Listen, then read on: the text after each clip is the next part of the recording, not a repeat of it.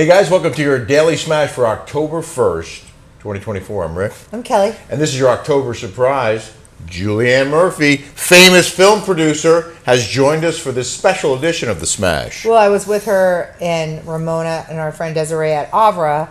We had lunch. Our friend Desiree's husband, Rod, scooped in, paid for our lunch. So I'm like, let's go to Bergdorf Goodman's, she and I. Let's go shopping, let's go get shoes. And then we're like, okay, let's go to the bar.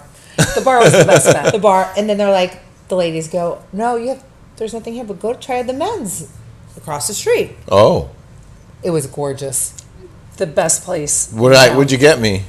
I wanted to shop for you, and we did. A lot of ideas. And That's she- what we really? got you. And she a lot of wanted ideas. to buy streeters some stuff. Truly. Okay, so you happen to be in New York at the same time we are. Yes. And you're here why? So I was a very small producer on a film called The Brutalist, starring Adrien Brody. It just made its way to the Vienna Film Festival. Adrien Brody got a 13-minute standing ovation. Wow. To put this in perspective, Angelina Jolie Is got she in it? 8 minutes on her film. To put it, the standing ovations are everything. It was a record-breaking movie. They shot this in 35 millimeter. I don't know what this means, but I guess it's a big deal to shoot a movie of this length. It's almost 3 hours with an intermission. But because I'm a very small producer, I got to come to the New York Film Festival to view it. And what did you think? Speechless. And Really? you guys know me, I'm never speechless. I can't sit. I have ADD, as you guys know. I can't sit through a 3-hour movie. Can you? I like the fact there's an intermission because I'm going to need to get up and go to the bathroom in the The middle. only 3-hour movie I could ever sit through was Gone with the Wind, Okay, but I want to put this in perspective. and it was because an intermission. I agree, 3 hours seems like a long time. It felt like 45 minutes. Really? I was waiting for the bell to ring when intermission was over. I needed to see what happened. There wasn't a moment that I'm like, oh gosh, God, let me look at my phone, what time it is. It went by so quickly. I look at it like when you binge watch an hour-long show and you've got to get to the next Yep. episode. That's what she said. You know what? She put it in perspective. I'm like, I can't sit through a 2-hour movie, really, because I have to pee every second. So how did you do this? She's like, well, it's just like binge watching Ozarks or any of those Netflix shows. It was just like that. And it got a great score on Rotten Tomatoes? 98 Rotten Tomatoes, which is Wow. unheard of. Yeah. And let me tell you, from the storyline that was so layered, you just kept peeling the onion. And then it would Without take giving a away turn. the plot, like no. the finish or whatever. Can you Like, tell us about what's it about? So it's post-World War II, a Hungarian immigrant who was very well decorated, Jewish man, comes to the United States. And that's Adrien Brody, Adrien Brody, the pianist. the pianist. It was a good This is little- going to blow the award seasons off their chair. Wow. And your It was name so is good. going to be on there. Oh my God. You have to, the very end, it's going to scroll. My new last name is Kyle, Yeah. but I'm like, damn, that's Is it Julianne Kyle? Julianne Kyle. Oh, I And misidentified you, I know, sorry. that's fine. Julianne Murphy was Listen, her I've been last married name. a bunch of times. I can't even remember what my last name is half the time, but it opens in theaters exclusively December 20th. Only in theaters. It's going to be your holiday go-to. Okay. You're going to get your box office ticket, the value of, there's going to be an intermission, and I'm telling Wait, so he you- comes to America, Oh, and I'm what sorry. happened? So, well, that's the part you don't want to give Oh, away okay. so much. He was so accomplished prior to coming to America, trying to rebuild that same state of social status. He comes encounter with some good people, some bad people, people who saw his talent, people who didn't, and everything he had to endure. It is, I'm like sweating 13 thinking minutes about is such a long time. People may not realize it. We've only been on for 6 minutes so far. And they're still applauding for another 7 minutes after that. That's so, for a standing ovation. yeah. He is so good, but not only Adrien Brody, the entire cast, so good, so compelling. They truly take you back to that time period, which we've seen before in other movies. The way this director does it, I just can't wait for December 20th to get here Now, so you can all see had you it. ever invested in a film before? No. How did you get into it? Tell us. So Julianne is my friend through my friends in Aspen. I've known her for a long, long time, like a long time. And you are from Orange County. Mm-hmm. You have a house in La Quinta and a house in Aspen. She's friends with Ramona. It was like weirdly enough, like. And Candace is how I met you. Mm-hmm. But it was weird to see her talk about this film. And I'm like, she's like, no, it was so good. And I'm so excited for you. Listen, I don't have to say it's good. Rotten Tomatoes already said it. Read the reviews. The Brutalist, Adrien Brody, Hollywood Reporter, Page Six, Vanity Fair, Rolling Stone. You can go on and on and on. The articles are not stopping. Oscar season, it's going to be the film to beat. So did someone just randomly approach you and said, "Hey, you want to invest $5 in this film?" God, I wish it was $5, but Well, no, you don't. So you wish you put in $5 million. Now, What is the return on investment? What's your ROI on a film like that? When someone says, "Hey, I want to be a producer of a film," do they have like a trajectory? If this makes it this, that you will get this in return? So they call it a waterfall investment. It's a really good question. I can't give you the specifics. It kind of depends on how much you invest, how much you get back. Mm-hmm. For me, I was post-production, so they call it last in, first out. So I'll get paid back first.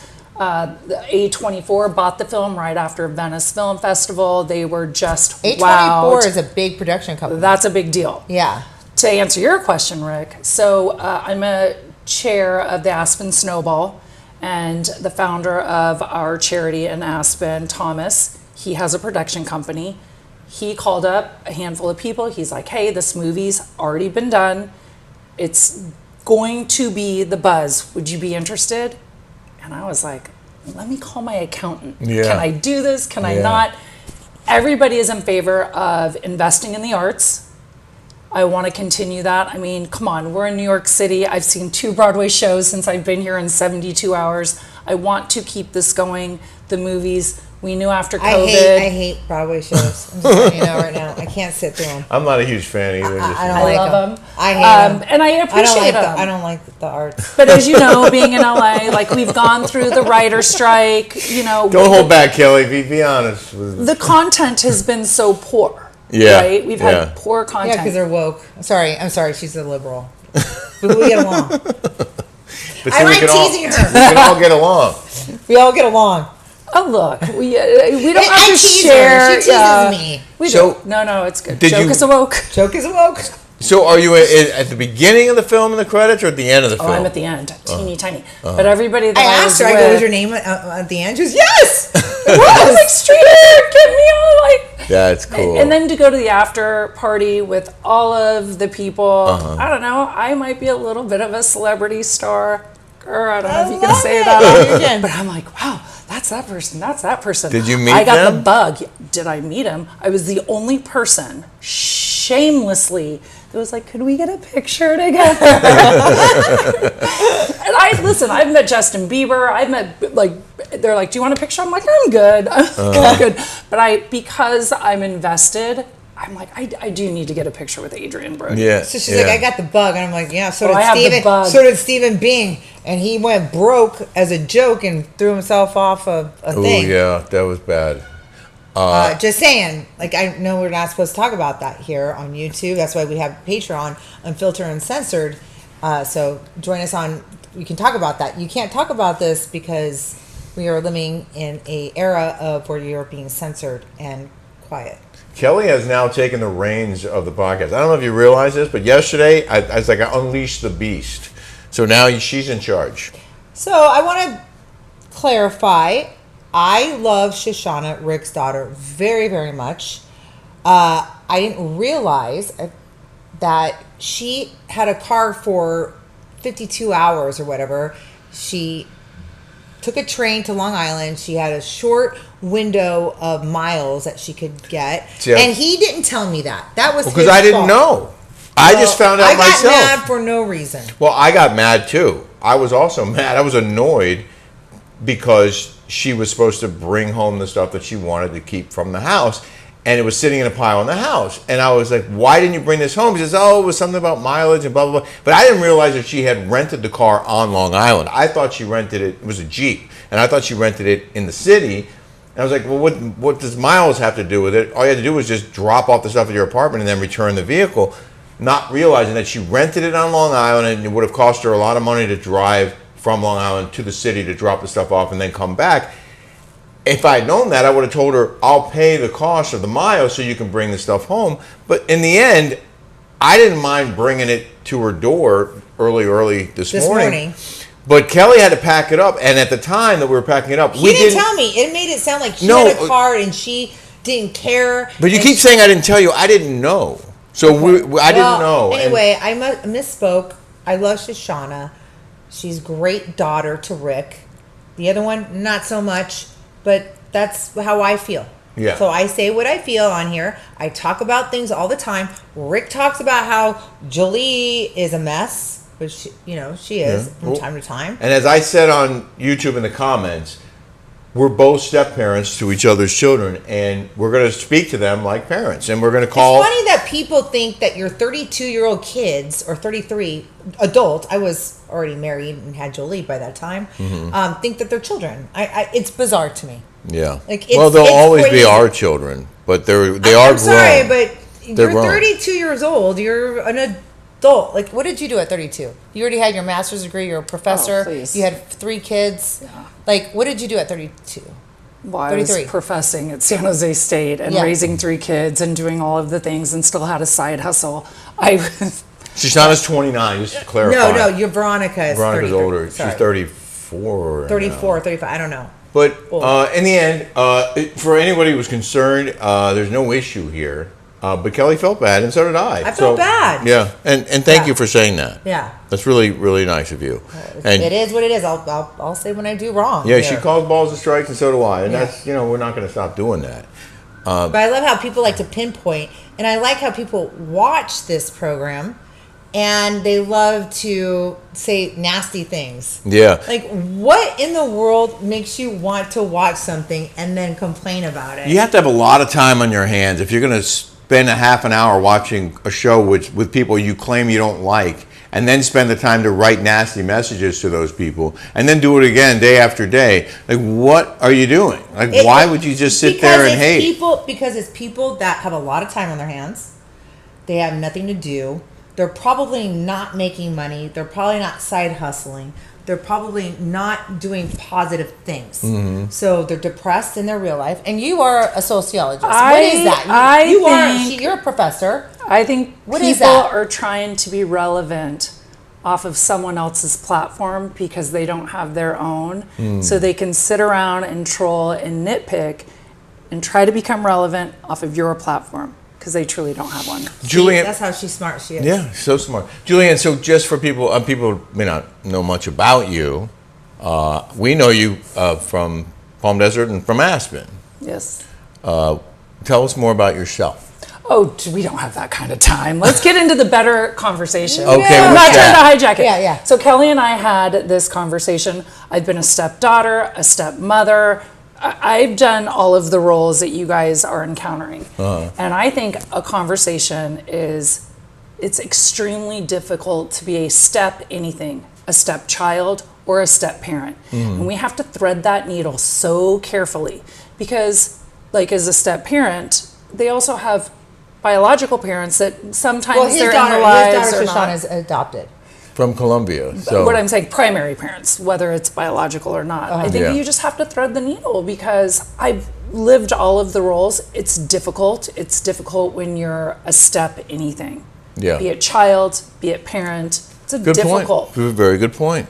I don't know. I mean, Jolie considers Rick more of a dad than Michael, I would say. Okay, but and she always, like, when she says, "Hey, how's Rick? I love Rick."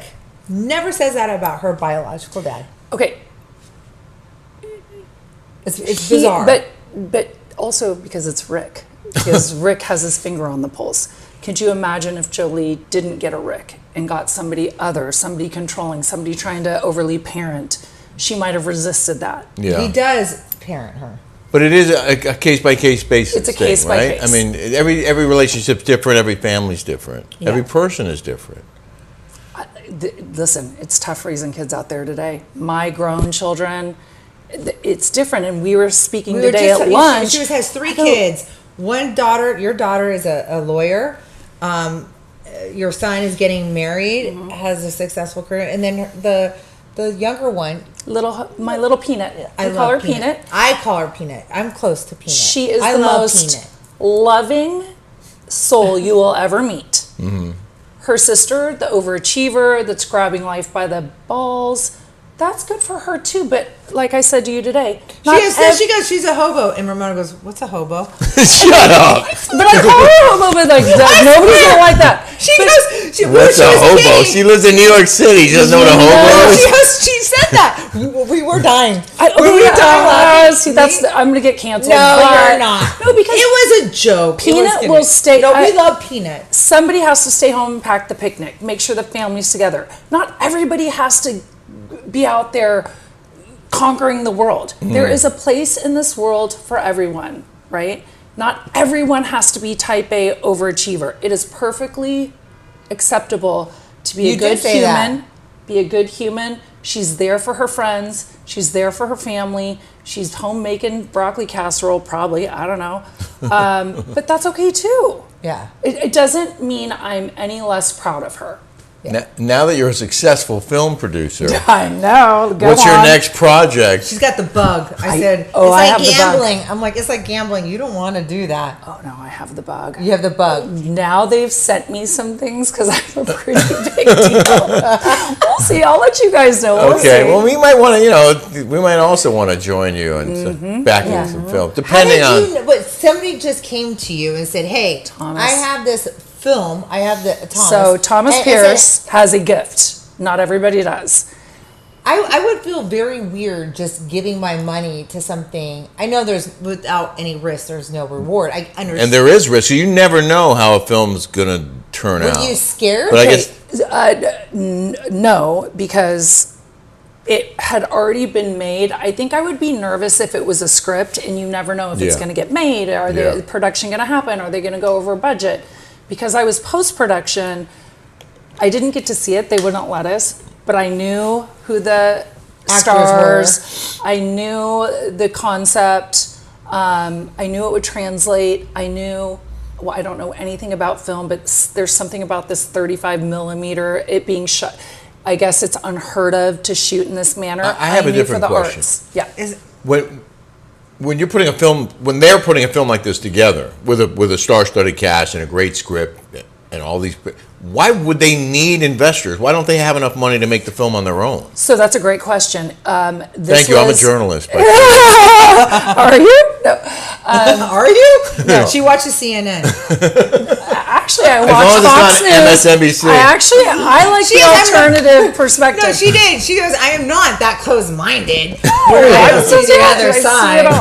I like teasing her. Okay. So what I love about this film, to answer your question, is they did it on a shoestring budget. It's not a major motion picture. When I knew the budget, I was actually shocked. When you see the cinematography, you're going to be shocked. It was done in more of like an independent film, like an indie film, which those are my favorite films, because the acting, you just have to be so good. Yeah. So they made the film, and then post-production, you want to promote it. Yeah. And so they collected funds so that they could promote this very small budget indie film, and that's what I got in on. But you're gonna like just mega multiply your investment. That's the hope. Wow. You know, honestly, even Congrats. if I made $5, just going through the process, watching it, knowing that I was a part of it, and when you guys all see it in December, and I'm gonna get texts like, I can't believe you got to be a like very small part of this film. Most of us, we have called like The Brutalist? The Brutalist. The Brutalist. Like, Remember that, everyone. Google it. Google it right now. You can't make this up. Can you tell us why it's called The Brutalist, or will that give it away? It'll give it away. But it's good. Oh yeah. And it is brutal. It is. You know what? I should be in that. That's my whole life. No, there were parts that I was like this. Like, don't look up, don't look up. You can't see it, nice. you can't see it. Oh really? But that's what draws you in. The acting is over the top. I'm just, thank you for letting me talk Who about else is in there? that we might Felicity know? Jones. She is so good. When you watch it, no, this isn't Wasn't a star-studded. Amanda? So she's in the director's next film. So she was at all the Siegfried. Amanda, yeah, But you met her. I did. She's Amanda gorgeous. Pete? Siegfried. Oh, Amanda She's been Siegfried. in everything, Yeah, I know who she is. Yeah, Mean Girls. Yeah. Mean Girls? Oh, yeah. which is she's the sweetest girl. That's only one big thing. Was there anything else that you wanted to talk about on today's Smash? Were we forgetting anything? Was there? Well, she's so smart about everything. Yeah. So I got a thing from somebody that said racist. And I'm like, that is so funny that somebody would just write that 3 times over. And then when I click on somebody that has something negative to say, I click on their name and you can see all the past comments. Mm-hmm. I just want to show like how weird these people are. I don't understand the psychology of it. Yeah, we did touch on this earlier. But it just, I don't understand why somebody would be so crazed and to saying like mean things that somebody does, they don't even know me. Right, and I think today at lunch I spoke on the fact, I think the term racism is overused and misused. I think what people are trying to come at is prejudice.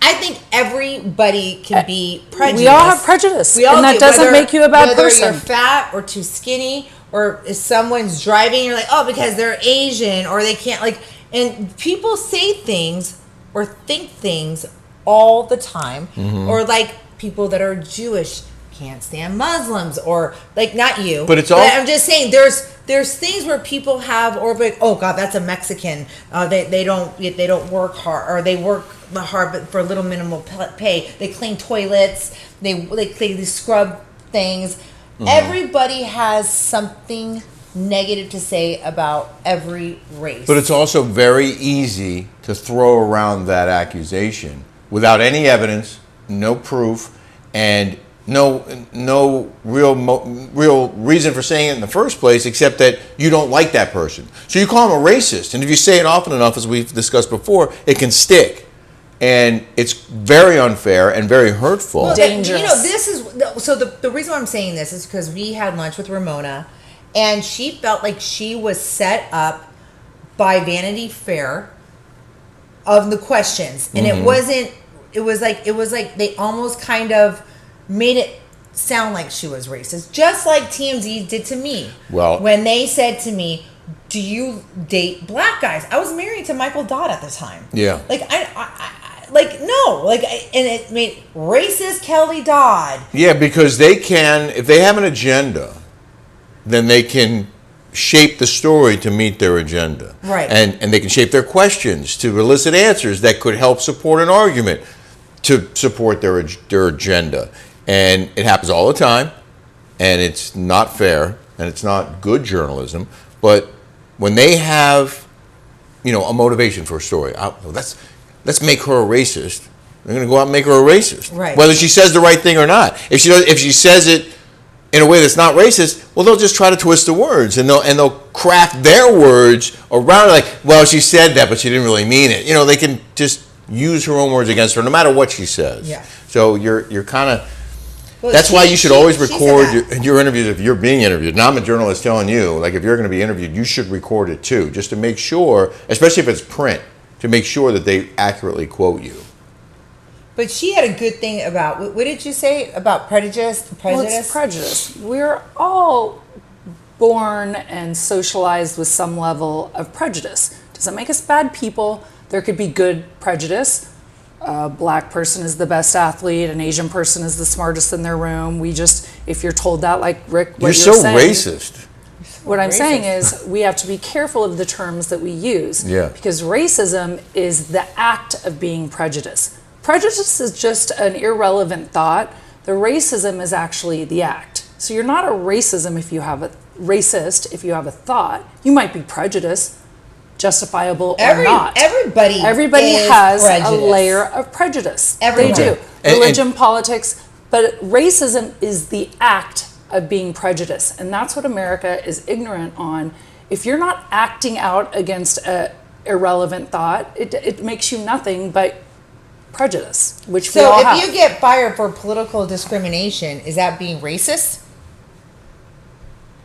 Well, political thoughts I'm is just different saying. than Two a different race. things. That's No, a I'm whole just different saying. thing. I know, but I'm saying, but if you say, like, if you said prejudice and racism is on the act.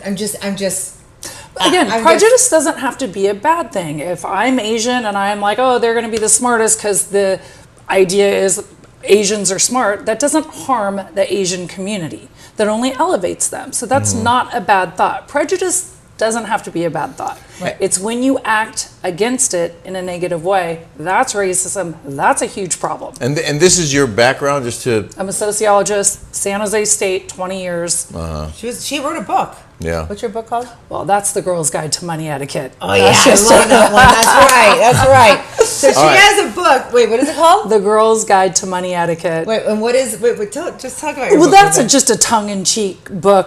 My girlfriend and I, Heidi Farr, we were tired of all the social instances that money becomes an issue, but we're taught you don't talk about religion, you don't talk about politics, you never talk about money. That's gauche. So we wrote this very tongue-in-cheek book about, like, for example, you go to today at lunch. You go to lunch with a bunch of people, the bill comes, how do you split a bill? How much do you tip people? How much is the proper amount if you give a gift? What if you go to a destination wedding and you've spent all this money getting to the wedding? What is the right amount to give as the gift, or is your What is presence that, the by the gift? way? I really Well, you'll wanna have know. to get the book. I need to read the book because Sounds clever. What's funny is Because all of our friends right now at 50 years old are all getting married in destinations. One got married in Aspen, our friend Natalie. Bart's. Julie got married in St. Bart's. Saint-Tropez. And Gloria got married in Saint Tropez. You Yeah, have to foot all those bills. That's And, not and cheap. Samantha Wilson got married at, like, all of our friends got married in destination weddings. Yeah. Do you pay the whole thing? I want to know. okay, I want to know. Give us a little. this hint. is, I will tell you this. I wrote the first edition 2006. That's when Julie was born. 18 years ago. I know, but it's still so relevant. The only chapter that I am truly changing is tipping. What was tipping back in 2006? Was it 15%? I was like, Now it's generosity begets generosity. I was always 20%, just, you give the bellman. Back in 2006? Yep. I was always an over tipper. I would get upgraded to suites I from the am bell. too, by the way. Okay, now, and this is where now I've turned. I have a whole different perspective. I went to an airport. I picked out my bag of Cheez-Its. I know, not good for me. My bottle of water. Oh, I love I Cheez-Its. scanned Ask Claudine. my own thing. Yeah. Kiosk, would you like to give 20, 25, or 30? And I was like, I think I did a fabulous job. I would like to give myself a 30% tip. I picked it all out. I scanned it myself. So I look at the girl, I'm like, this 30%, like I can tip myself, right? Yeah. That's tongue in cheek. No, I Obviously, know. No. She goes, oh, no. That's for the person who stocked your items. And I'm like, that's called an employee. So now I'm Right. tipping 17 layers down. It used to be you just tipped. And you don't know that guy's going to get that money. No, they're not. That's No, just. Wait, listen. What happened to me and Eric last night? I was like, were you drunk? Girl, I was exhausted yesterday. Yeah. We went to go grocery shopping and we went to CVS. This was our dinner. Tostitos, cashews, and string cheese. Yeah. And Tostitos. And water. Yeah. And Rick was checking himself out. There was no cashier. Mm-hmm. And the girl was standing there. She's saying, "My love," like this. And she's just standing there. And she's out singing. She's like, "You're not doing it right." You have to clear the screen before you scan the next item. She's yelling at me. She's yelling at Rick. I go, I don't work here. And I so I'm took the employee scanning, training. bagging, the whole thing. When you were I was a bagging, bagger. My first job at Smitty's in Arizona. I'm like, am I getting a discount? Am I getting a break on the products because I'm working, I'm doing the job? and they're telling him how to do. She was yelling at him Yeah. how to do the job. Yeah. I was flabbergasted. I'm like, So I said to Kelly, I'm like, our whole world is changing around us as we live and God's breathe. speed. The Or entire God's speed. way of One things world. were. What is it? What'd you call it? New World Order. New World Order. It's all changing, and Like that. It's happening. Like it started with one kiosk self. Now it's like all of them are self, and wait till the next thing, and wait till you see how life's going to be different in 5 years or 10 years, where there won't be any more employees. It's all robotic, and you're still not. You're still, and you're going to be paying more. I don't know how this is happening, but it's happening. We're living it. The AI person. The fake but hologram. I think the tipping has. No, it's out of control. It's out of control. Yeah, I My agree. son, 26 years Out of old. control here in the United States of America. Everywhere. My son has a saying, 26 years old, he goes, you know what, Mom? If they're standing and I'm standing and we're both standing, you're not getting a tip. Okay. Like if I'm seated and you're bringing me things, Yeah. but I'm not gonna like go pick up my to-go order that I dialed in, got on the computer, nobody took my phone call, it's all on the computer. If I have to go pick it up and drive myself home, he's like, Mom, I usually do tip 10% on to-go do orders. for to-go orders, but We got to leave it there though, because Oh, we're out of sorry. time and I got to go back to work. But Yeah. you want to take us out? Press that subscribe button. Do you know, somebody wrote, I've watched you every single day and I've never pushed the subscribe button. Oh, I yeah, thought I was thank already you. subscribed. Thank you for So subscribing. thank you for doing that. We really appreciate it. And don't forget, on this week's edition of the Rick and Kelly Show, Doug Buden, a long-form interview. He's awesome on the Rick and Kelly Show on Patreon.com. You're going to want to watch that one, and we have 159 episodes. Episode 160 coming later this week. Thank you for your support, and we'll see you guys tomorrow. All right, bye, guys.